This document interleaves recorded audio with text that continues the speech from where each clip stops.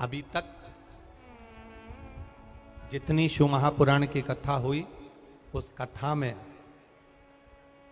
आज तक ये बात नहीं निकली जो आज आप लोगों के बीच में इस भोपाल नरेला विधानसभा में जो कथा चल रही है, इसमें ये कहना चाह रहे हैं। बड़ा ध्यान लगाकर सुनना। आप अगर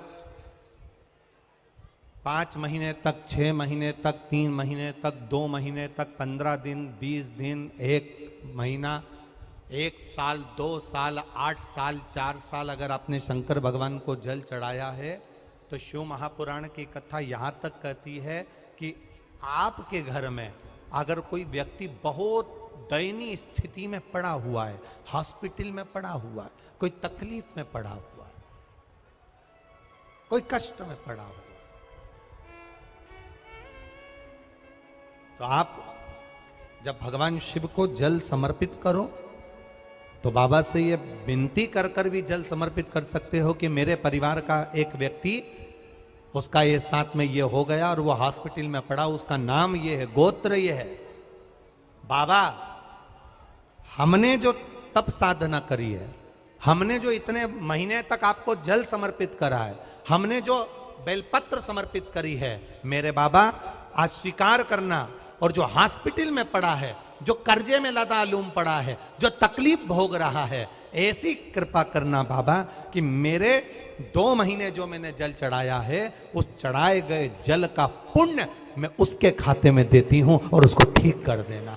यह पुण्य का भाग। आप अपना पुण्य भी किसी जीव के कल्याण हेतु दे सकते। एक चावल का दाना अशोक सुंदरी वाली जगह पर समर्पित कर कर शिव पर चढ़ाया गया जल हमारे जीवन की सार्थकता दे जाता। अक्षत, एक चावल का दाना,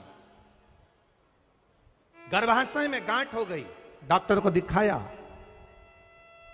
गर्भाशय में बच्चा दानी के अंतर्गत गांठ पड़ गई, गर्भाशय में गांठ पड़ गई, बड़ी तकलीफ की जिंदगी जी रही है, डॉक्टर कह रहा है ऑपरेशन करवाओ, डॉक्टर कह रहा है ऑपरेशन करवाना पड़ेगा। एक बार मेरे भोलेनाथ पर जल चढ़ाना प्रारंभ करो।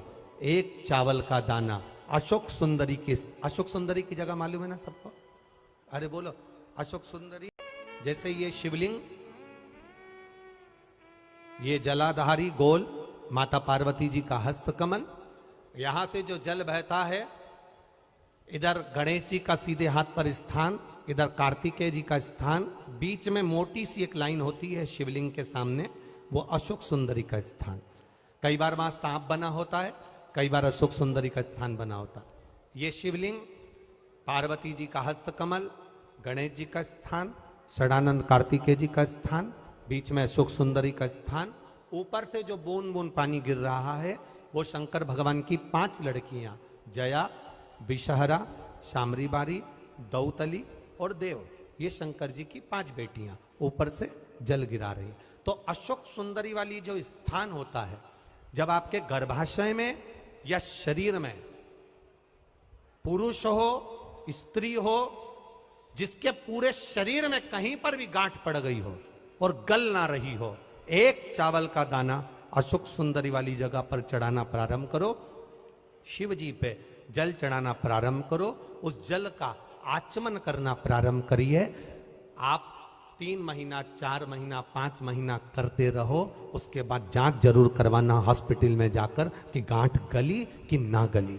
पर विश्वास रखकर भरोसो दृढ़ इन चरणन करो, श्री वल्लभ नक चंद्र छटाबिन सब जग माही अंधेरो।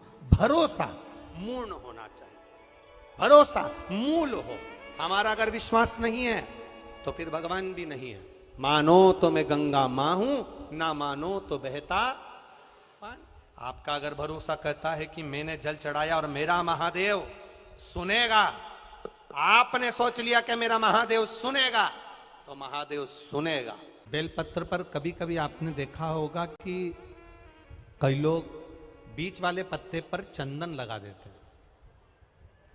ये जो बीच का पत्ता होता है, इस पर लोग चंदन लगा देते हैं। शिव महापुराण की कथा कहती है, अगर भूलवश भी, अनायास, आपके पास बेलपत्र भी नहीं है, शिव जी का चढ़ा हुआ बेलपत्र भी अगर आपने उठा लिया और उठाकर उस बीच वाले पत्ते पर एक चावल का दाना रखकर भी आप भगवान भोलेनाथ को समर्पित कर रहे हो, तो ये समझ लेना कि तुमने महीना, 2 महीना, 4 महीना, 6 महीना, 8 महीने में, हम तो हमेशा कहते आए हैं, आज फिर कर रहे हैं, 1 महीना पूरा हो जाए जल चढ़ाते, 2 महीना पूरा हो जाए जल चढ़ाते, 3 महीना पूरा हो जाए, 4 महीने पूरे हो गए, 6 महीने पूरे हो गए, या आपका साल भर पूरा हो गया, प्रयास करा करो, एक बीच वाले पत्ते पर एक चावल का दाना रखकर शिव जी को समर्पित करना। क्यों? जो तुमने पूर्व में जल चढ़ाया है वो चावल का दाना अक्षय, उसको अक्षत माना जाता है, अक्षय माना जाता है। मतलब तुमने अभी तक जो जल समर्पित करा है वो कभी समाप्त तो नहीं हो सकता, उसका पुण्य तुम्हारे खाते में चले गया, अब तुम उसको किसी को भी प्रदान कर सकते। बहन भाई को तिलक करती है रक्षाबंधन पर, माथे पर तिलक लगाने के बाद में चावल लगाती कि नहीं लगाती? बोलो, जम के बोलो जरा। लगाती है? बोलते जाओ जरा। लगाती है, ठीक है। मंदिर में आप पूजन कर रहे हो, घर में कोई अनुष्ठान कर रहे हो, पंडित जी तुम्हारे मस्तक पर तिलक करते हैं तो चावल लगाते कि नहीं लगाते? बोलो बोलो, जम के बोलो। लगाते हैं। तुम्हारे घर में शादी ब्याह होता है तो तिलक करा जाता है तो चावल लगाया जाता कि नहीं लगाया जाता? लगाया जाता। सब समय पर चावल, मस्तक पर कंकु का तिलक, चंदन का तिलक, जो भी तिलक तुम्हारे मस्तक पर लगा है, कोई अगर लगाएगा शुभ कार्य में तो चावल जरूर लगाएगा। बस एक कार्य ऐसा होता है जिस समय पर मस्तक पर तिलक करा जाता है पर चावल नहीं लगाया जाता।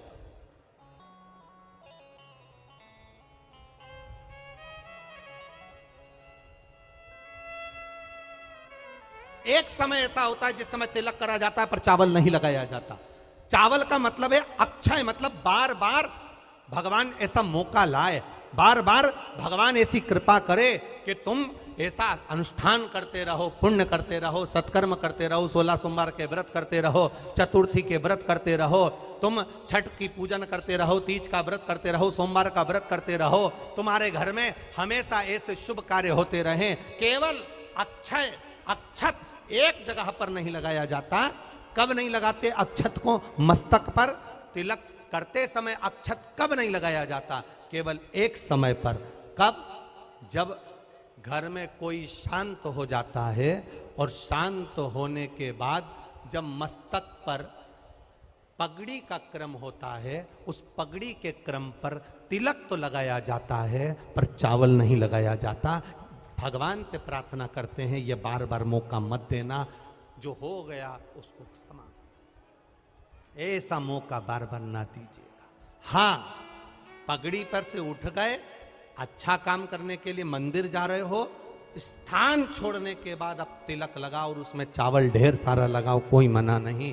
पर अक्षय, उस अक्षत की महत्वता को समझना कि उसको बारंबार प्राप्ति ना हो, ऐसे कार्य की प्राप्ति ना हो, अच्छे कार्य की प्राप्ति।